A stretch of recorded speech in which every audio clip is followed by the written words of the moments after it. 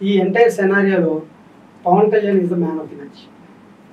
యాక్చువల్గా పవన్ కళ్యాణ్ ఒక అడుగు వెనక్కి వేసి 100 అడుగులు ముందుకు వేసిన చరిత్ర ఇది. చెప్పినట్టు ఎక్కడ తగ్గాలో నెగ్గాలో తెలిసింది అన్నట్టు అది పర్ఫెక్ట్ గా సింక్ అయిందండి పవన్ కళ్యాణ్. అసలు ఇందులో ప్రత్యేకంగా చెప్పుకోవాల్సింది కాపు సోదరుల ఓటు. చరిత్ర చూసుకుంటే కనుక రంగా గొడవ తర్వాత కాపులు కమ్మలు వేరు చేసింది సమాజం, చేయబడ్డారు ఈ సమాజం. తర్వాత రంగా కుమారుడైన రాధా గారు ఆ విభేదాలన్నీ పక్కన పెట్టి ఆయన ఒక సోషల్ వెల్ఫేర్ లాగా కొంచెం కలుపుకుంటా పోయారు. ఒక మంచి సంకేతం.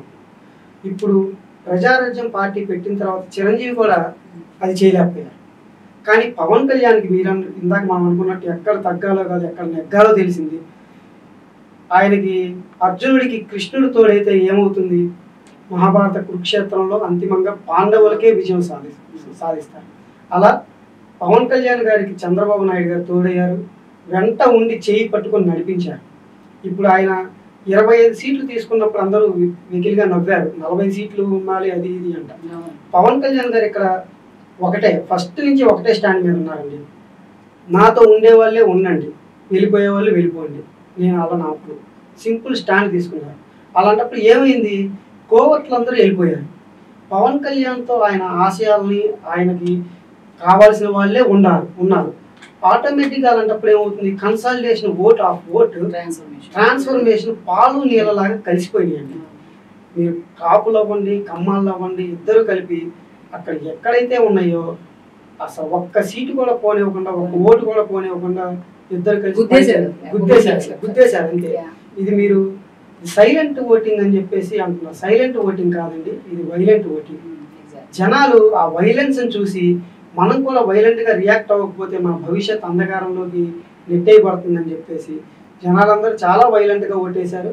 ఆ వైలెంట్గా ఓటేసిన దాంట్లోనే ఇందాక సతీష్ గారు అన్నట్టు పొంగనూరు సీటు కానీ, ఒక రకంగా చెప్పాలంటే రాజశేఖర రెడ్డి కొడుకు కాకపోయి ఉంటే కనుక జగన్మోహన్ రెడ్డి కూడా డిపాజిట్లు వచ్చేవి కాదండి. ఇది అతిశయోక్తి కానే కాదు. రాజశేఖర రెడ్డి కొడుకు కాకపోతే కనుక జగన్మోహన్ రెడ్డికి డిపాజిట్లు వచ్చేవి కాదు. ఇందాక మంగళగిరి తీసుకున్నారు, మాది పామర్ కాన్స్టిట్యున్సీ. పామర్ కాన్స్టిట్యున్సీ కూడా 1996లో గెలిచిన టీడీపీ, టీడీపీ కాదు. మేము ఒక ఛాలెంజ్గా తీసుకొని బాబు గారిని అసలు మేము ఈరోజు మనం అందరం ఒక రకంగా చెప్పుకోవాలంటే ఆంధ్ర ప్రజలందరూ అప్పుడు అన్నగారు తర్వాత పివి నరసింహారావు గారు రిఫార్మ్స్ తీసుకొచ్చాక చంద్రబాబు నాయుడు గారు మొదట దాన్ని అందిపుచ్చుకొని ఇన్ఫర్మేషన్ టెక్నాలజీ యాక్ట్ని అందిపుంచుకొని మనందరి ముందు తీసుకొచ్చాక చాలా లక్షల కుటుంబాలు బాగుపడినాయి. అలాంటి వ్యక్తిని జైల్లో పెడితే ఎవరు సహించలేకపోయారు. అనుకున్నారు అది కార్యకర్తల వరకే పరిమితమైంది, జనాల దాకా వెళ్ళలేదు. చాలా తప్పండి. జనాల దాకా వెళ్ళింది కాబట్టి జన సునామీ వచ్చింది. ఇంకొకటి, లేడీస్ అందరూ మాకే ఓటేశారని చెప్పేసి నిన్న మొన్నటి దాకా వైసీపీ వాళ్ళు ప్రగల్భాలు పలికారు. ఒకటి చెప్తానండి, ఒక తల్లి భర్త తాగి ఇంటికి వస్తే సర్లే నాకు జగనన్న 10,000 ఇస్తున్నాడు 20,000 ఇస్తున్నాడు అని చెప్పేసి భర్తను సరే నువ్వు సావు అని చెప్పేసి డబ్బులు తీసుకుంటుందా? తన కొడుకు బాగుపడకుండా గంజాయికి మొత్తుకి బానిస అవుతుంటే సర్లే కొడుకేగా ఆడే అని చెప్పేసి ఆ తల్లి సహిస్తుందా? తల్లి కుటుంబాన్ని నడిచే తల్లి ఒక ఆడది ఎలా సహిస్తుంది అనుకున్నారు? ఫస్ట్ రియాక్షన్ అండి, అసలు గుద్దితే మామూలుగా గుద్దలేదు ఆడ లేడీస్ మహిళా ఓటర్లు వాళ్ళు. ఇప్పుడు కాదండి, చంద్రబాబు నాయుడు గారికి టీడీపీ పార్టీ ఉన్నంత వరకు బీసీలు ఎలాగో మహిళలు అలాగే.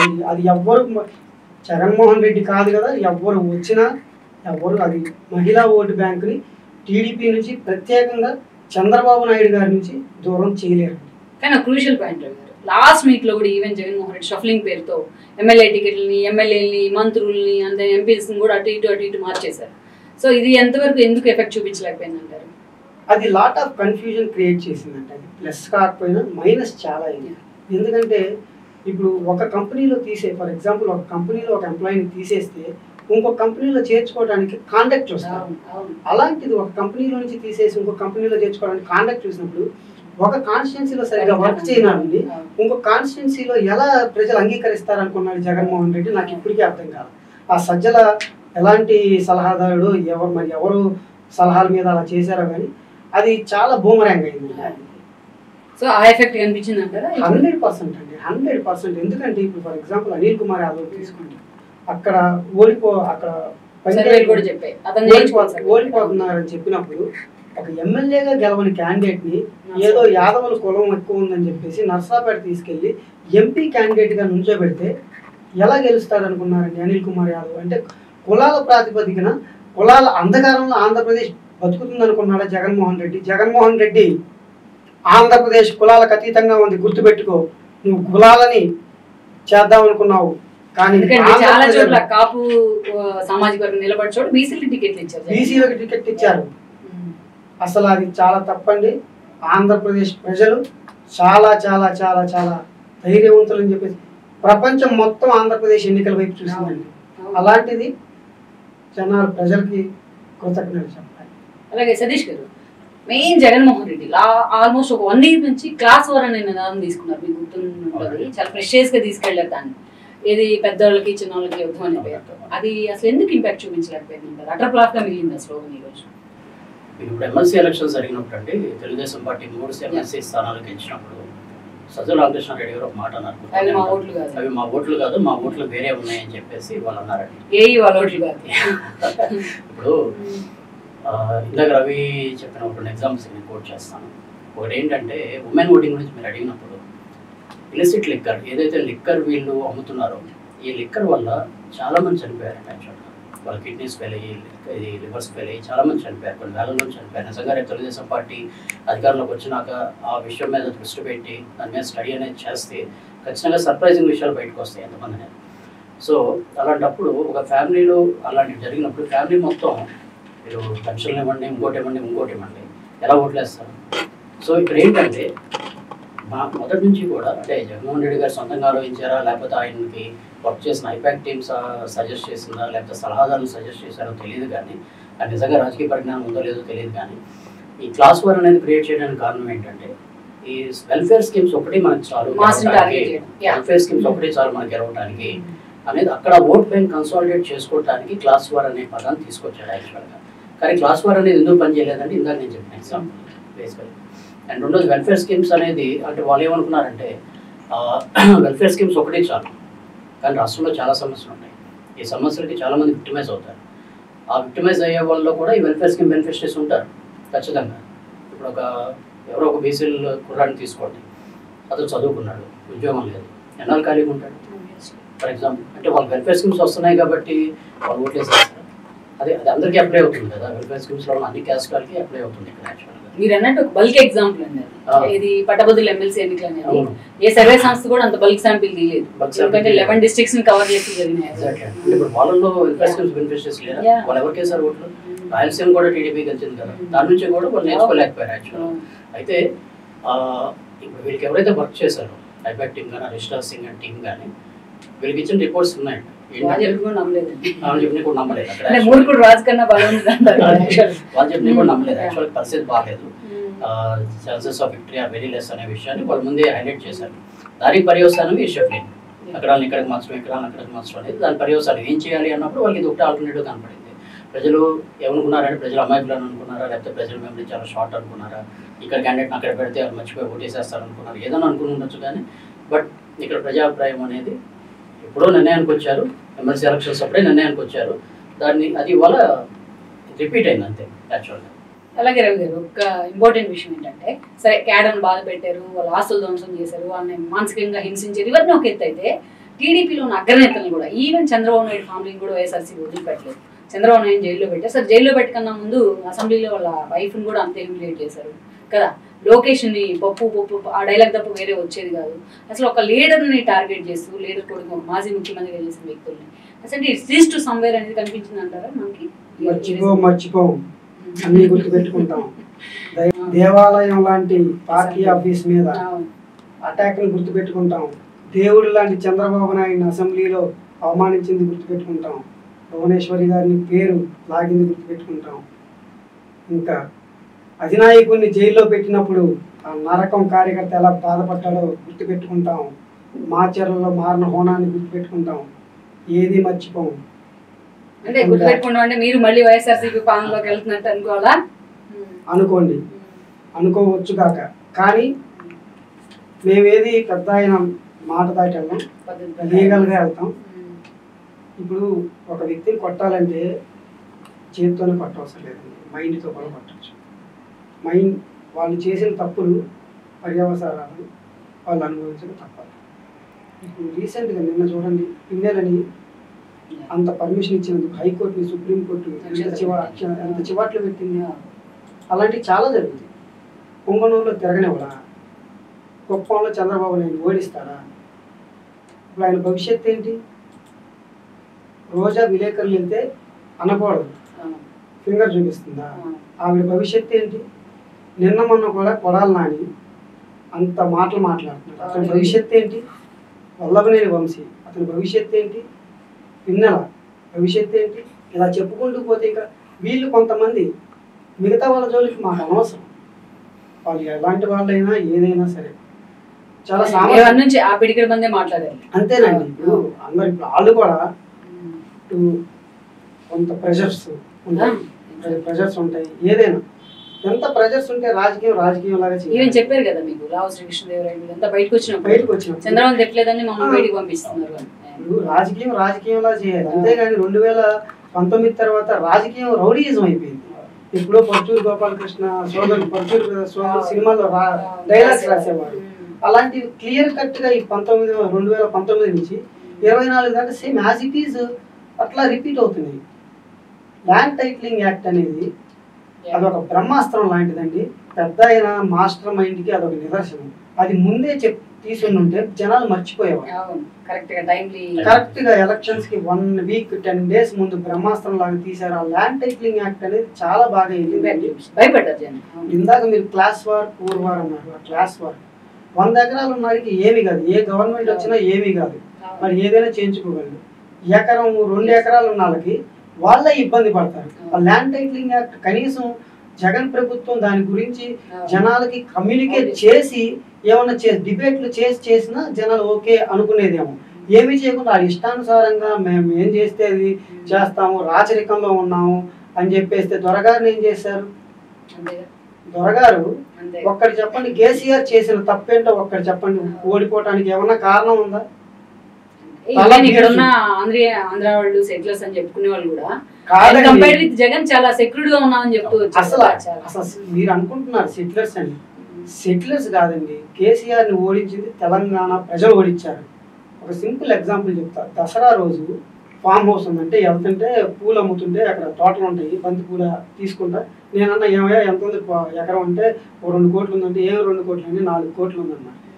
అయితే దొరగారికే కదా ఓటేస్తామంటే నా బొచ్చులో గడేస్తాడండి ఇలాగే అన్నాడు, నా బొచ్చులో గడేస్తాడండి అతనికి ఓటు అన్నాడు. ఏంటి దసరా అప్పుడు ఇంకప్పుడు తెలంగాణ అదేంటి 20 లక్షలు లేని పొలం 4 కోట్లు అంటున్నాం అంటే, 4 కోట్లు అయితే ఏంటి సార్ పొలం అమ్ముకుంటామా? నేను ఎంసీఏ చేశానండి, ఉద్యోగం లేకుండా పూలు అమ్ముకుంటున్నాను. ఇన్ని ఫెసిలిటీస్ ఉండి ఇంత ఓపెన్ మార్కెట్ ఉన్న తెలంగాణ వ్యక్తి అలా మాట్లాడుతున్నాడంటే ఆంధ్రప్రదేశ్లోని నిరుద్యోగి యువత ఎలా ఉండుంటారండి? చంద్రబాబు నాయుడికి అగ్నికి ఆయువు తోడైతే, ఆయన పెద్ద ఆయన ఒక మాట అన్నారు, ఫన్నీగా ఏదో ట్రోల్స్ చేశారు. అగ్నికి ఆయువు తోడైతే ఎలా వచ్చిందో పవన్ కళ్యాణ్కి చంద్రబాబు నాయుడు తోడయ్యాడు. యూత్ ఫాలోయింగ్ అంతా, యూత్ ఓటింగ్ అంతా అటు.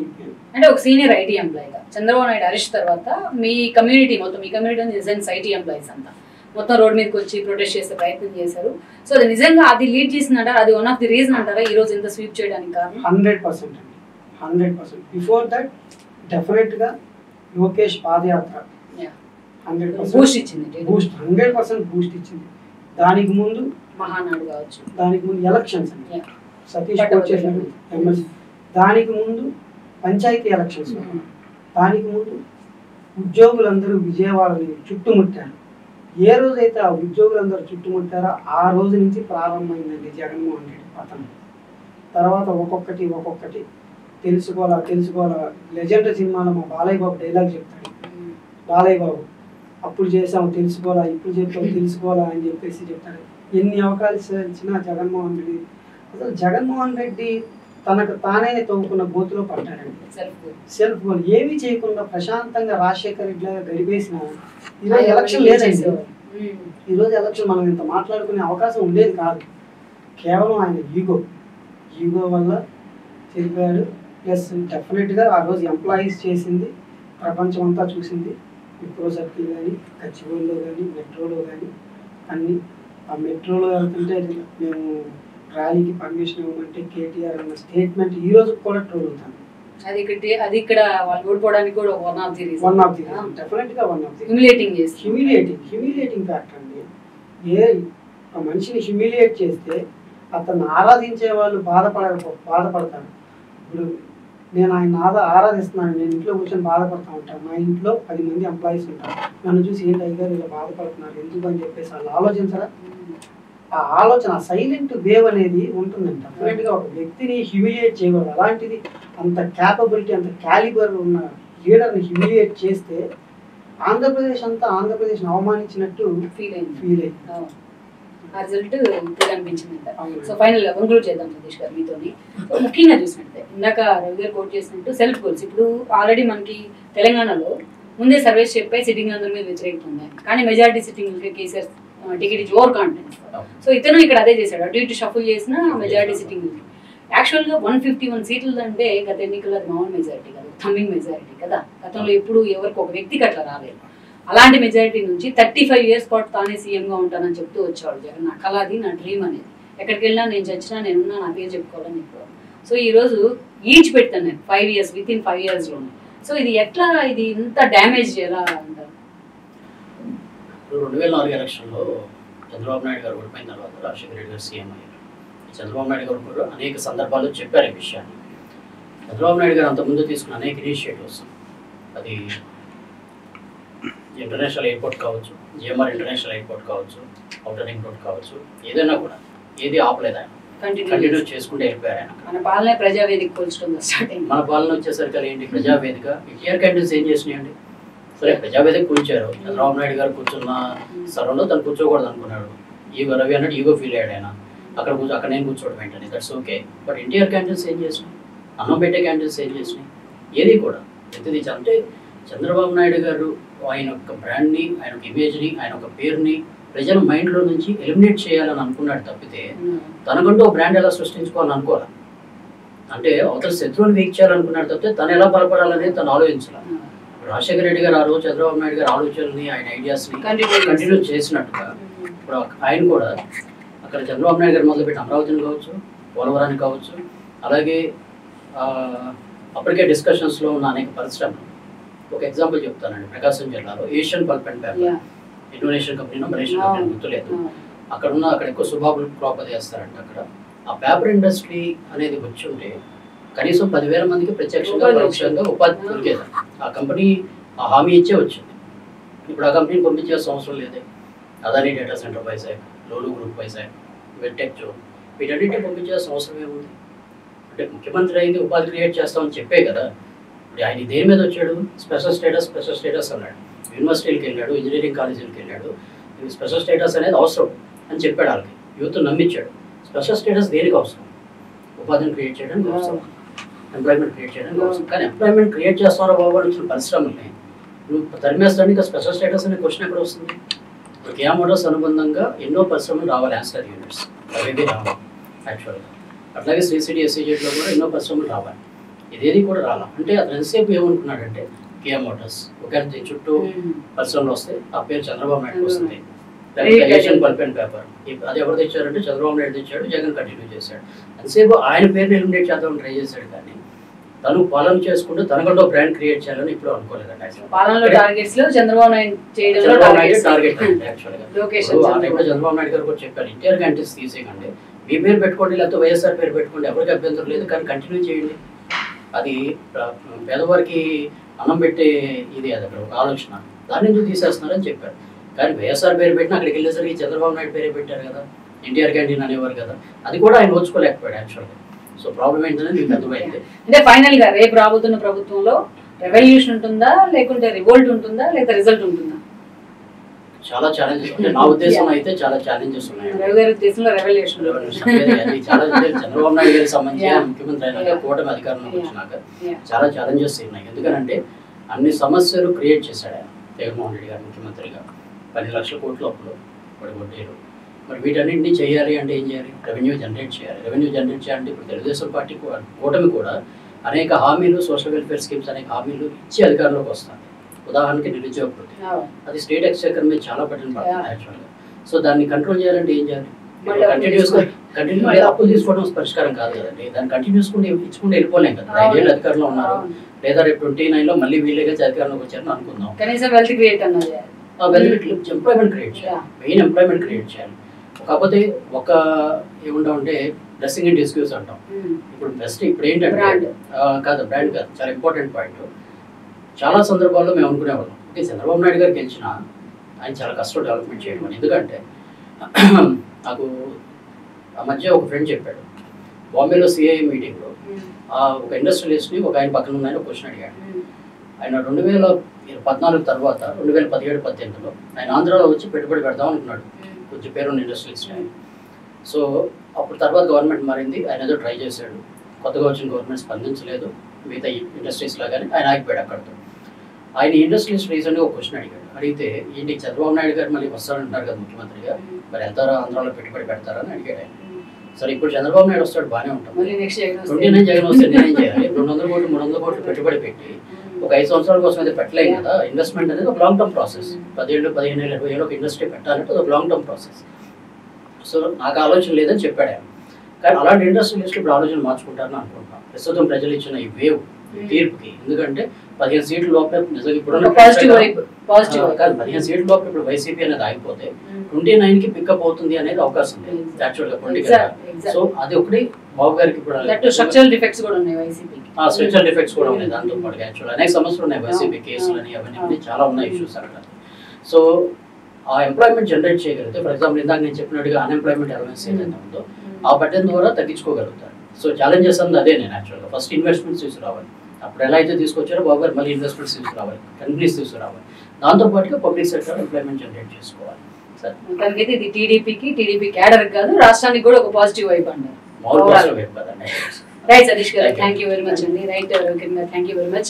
సో చూసారు కదా వాళ్ళిద్దరి విశ్లేషణకు సంబంధించిన వివరాలు కూడా మీకు చూసారు. సో ఓవరాల్ గా ఇదైతే మాత్రం టీడీపీ యాంగిల్లో చూసినా, టీడీపీ క్యాడర్ యాంగిల్లో చూసినా, అటు జనసేన కూటమి కావచ్చు, బీజేపీ కావచ్చు, సో ఓవరాల్ గా ఈ రోజున టీడీపీ పాలన ఎలా ఉండబోతుంది చంద్రబాబు నాయుడు ఆధ్వర్యంలో అనేది చూడాలి. టీడీపీ ప్రభుత్వాన్ని ఏర్పాటు చేసిన తర్వాత ఎలాంటి ఛాలెంజెస్ ఉంటాయో కూడా మనం చూడాల్సి ఉంది. సో ఇది వాళ్ళ special analysis. This is Rama signing off. ఈ వీడియో మీకు నచ్చినట్లయితే please share, like and subscribe R24 Telugu.